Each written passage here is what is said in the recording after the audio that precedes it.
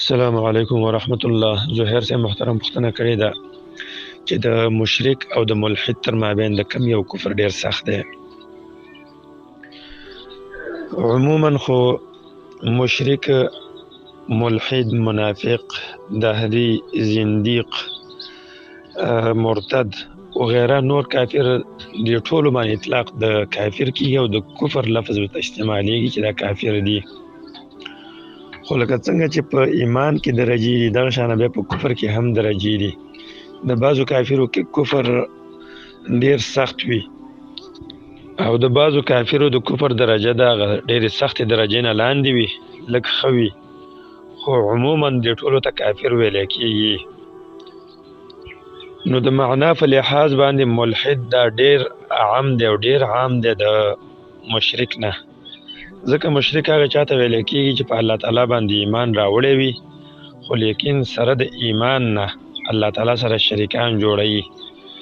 کله دا شریکان په عبادت کې جوړوي، د غیر الله داسې عبادت او داسې بندگی او داسې محبت ورسره کوي، داسې تعظیم یې کوي لکه څنګه چې د الله تعالی په کار وي. دغې ته به شرک فی العبادت ویل کېږي. او کله د الله تعالی سره شریکان د هغه په افعال او کارونو کې جوړوي، لکه الله تعالی خالق دی، الله تعالی رازق دی، نو مشرک دا عقیده لري چې د الله تعالی نه غیر بل څوک هم رزق ورکوي، بل څوک هم پیدایش کوي، بچي ورکوي. دې ته به شرک فی الربوبیت ویل کېږي. او کله دغه شرک ته الحاد هم ویل کېږي، لکه قرآن کې الله تعالی ویلي دی وذروا الذین یلحدون فی اسمائه، فرید هغه کسان چې دوی کږلیش لټوي د الله تعالی په نومونو کې. امام طبری په خپل تفسیر کې ویلي دی چې اصل د الحاد په لغت عربي کې دې ته ویل کېږي چې درمیان روی نه سړی واوړي او اعراض وکړي چې بل طرف ته واوړي، کوږ شي. نو د هغې نه وروسته بیا دا لفظ په هر یو کوږ شي کې استعمال شوی چې غیر مستقیمي. نو معنا د اسلام لار دا سیده لار د جنت ته تللې ده، که د دې لارې نه څوک واوښته نو په خپله کوږوالي طرف ته دا واوښته. چې د دې لارې نه څوک کوږ شه نو هغې ته ملحد ویلی کېږي. د دې وجې نه د مفسرینو په دغې آیات تفسیر کې مختلف تفسیرونه کړي دي. ځینې مفسرین وایي یلحدون فی اسمائه معنا یکذبونه، د الله تعالی تکذیب کوي، او ځینې نور وایي چې یشرکونه، د الله تعالی سره شرک جوړوي. نو د مشرکینو الحاد او کږلیچ لټول د الله تعالی په نومونو کې هغه دا و چې الله تعالی ځان له نوم یې ایښی دی الله، نو دې مشرکینو دا الله نوم یې راواخسته او خپلو بوتانو له کېښوده اللات، هلته یې لات جوړ کړه. دغه شان د الله تعالی نوم دی العزیز، دې مشرکانو د الله تعالی نوم کې عدول وکړه او بل طرف ته یې واړو، العزا یې جوړ کړه، خپلو بوتانو له دغه نوم کېښوده او څه کارونه ورته ورسپارل چې عزا دا کار کوي او لات دا کار کوي او وغیره نور بوتانې هر یو ته مختلف کارونه حواله کړل. نو په یوې معنا سره ملحد مشرک هم دی، او هر چې عامه معنا د ملحد ده نو ملحد هغې ته ویلی کېږي چې د الله تعالی د وجود نه منکر وي، دا نه مني چې دا کون، دا دنیا، دا مخلوقات دا الله تعالی پیدا کړي دي، دې اقرار نه کوي، بلکې د ملحد دا عقیده چې دا څه پیدا شوي دي، دنیا ده که ځمکه ده که اسمانونه دي، دا ټول په خپله پیدا شوي دي. چې دا عقیده او مذهب د سلیم فطرت، عقل او منطق ټول خلاف ده. په موسوعة الفقهیه کې راغلی دی، د ابن عابدین نه نقل کړی ده چې فرق په مابین د زندیق، منافق، دهری، ملحد دې کې دا ده چې دا ټول شریک دي په دې وصف کې چې دا کافر دي، معنا دوی د کفر صفت په خپلو ځانونو کې پټ کړی دی.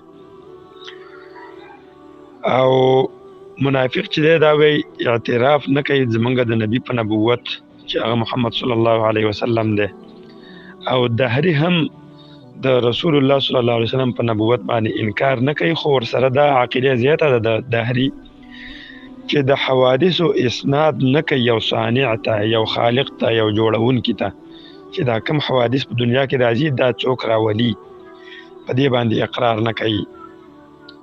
او ملحد کې بیا دا ده چې زمونږ د نبی محمد صلی الله علیه وسلم په نبوت باندې هم اقرار نه کوي او نه کوم صانع خالق جوړون کې د کون منی. نو په دې سره فرق کې په مابین د دهری او په مابین د ملحد کې. دا شان به دهری او ملحد چې دوی د کفر ښکارا کوي، دوی د کفر په زړونو کې نه ساتي. نو په دې سره فرق کې په مابین د منافق او ملحد او دهری کې. دغه شان په ملحد او دهری کې دا شرط نه دی چې دوی مخکې اسلام راوړی وروسته به مرتد شوي وي، اسلام بیا پرېښی وي. نو په دې سره فرق کېږي د مرتد سره، یعنی مرتد به اول مسلمان وي، اسلام به راوړی وي، وروسته به کافر شوی وي. نو ملحد چې دی دا ډېر زیات وسیع دی په کفر کې د دې نورو کافرونه. خو عموما به د ټولو کافرو ته قرآن کې الله تعالی د بهیمه او د انعام او د څاروو د حیواناتو صفت ورکړی دی چې اولئک کالانعام بل هم افضل. دا ټول کافر د حیواناتو په شان دي، بلکې د حیواناتو نه هم ډیر بدتر دي.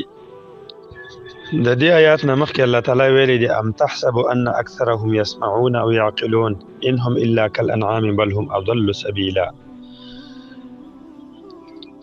ستا خیال بدای پیغمبر چې دا کافر بيدینه خلک چې دی دا به ښه اورېدونکي او ښه عقلمند خلک وي، خو حقیقت دغه شان نه دی، بلکې دوی د حیواناتو په شانتي دي، بلکې د حیواناتو نه هم ډېر زیات بېلارې خلک دی.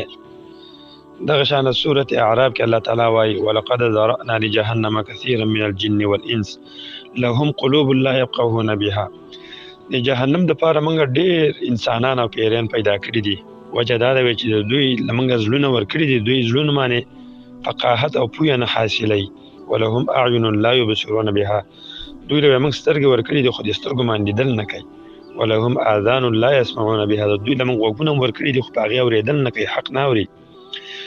نو د دوی مثال وایي داسې دی چې اولئک کالانعام بل هم اضل، دوی د حیواناتو او ډنګرو په شانتي دي. هر قسم بدترین حیوان چې دی او چې د انسان په نظر کې سپک حیواني، د هغې نه کافر ډېر سپک او ذلیله دی. بل هم اضل، بلکې الله تعالی وایي د حیوانات نه دا ډېر بېلارې او ډېر ذلیل او سپک خلک دی. اولئک هم الغافلون، دا یو ناخبره خلک دی. حیوانات خو بیا هم د الله تعالی بندګي کوي، الله تعالی پیژني، دوی خو الله نه پیژني.